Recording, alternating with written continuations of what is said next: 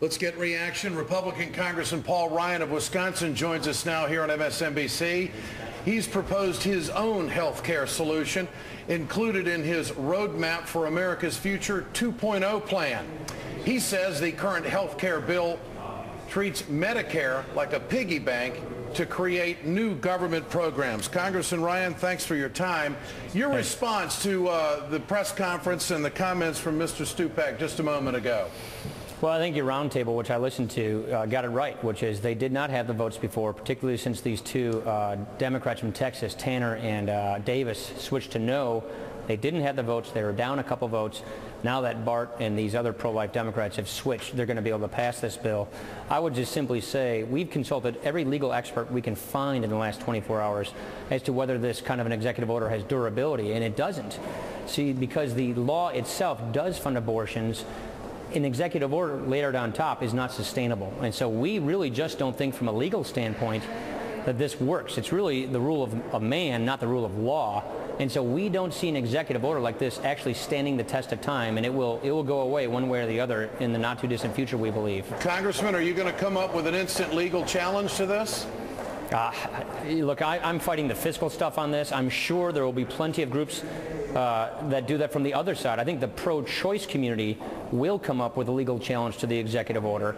And then the question is that sustainable? And what our legal experts are telling us is it may not be. And so we wouldn't be challenging that kind of an executive order. NARAL, Planned Parenthood, and those other groups, I think, would be challenging this executive order. The leader of the pro-choice caucus is supporting this deal, and I think that's a fairly revealing statement. So now that the Democrats have the votes, where do the Republicans pivot to politically next?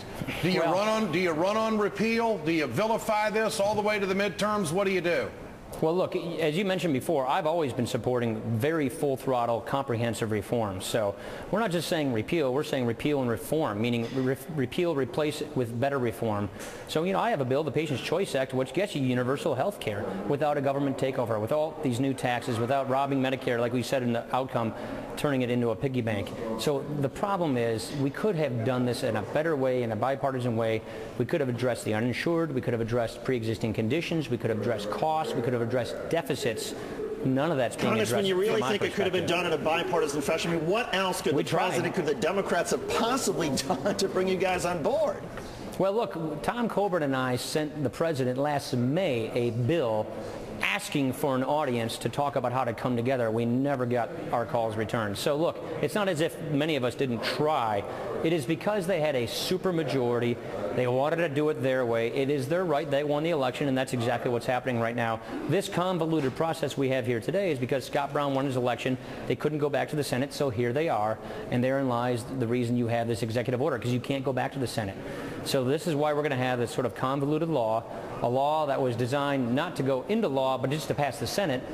They were going to go to conference and clean it up and then go back to the Senate. They couldn't do that. So now this thing, the Senate bill, a deal cut on Christmas Eve, is now going to be the law of the land.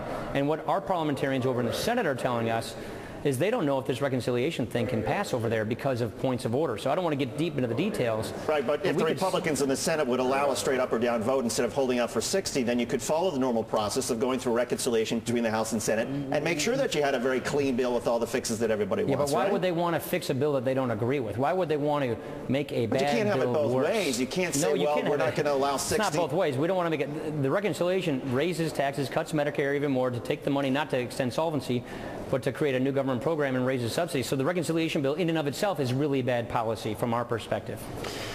Well, Congressman Ryan, we appreciate you coming on. Good of you to chat with us this afternoon. Thank you. Let's get some reaction from former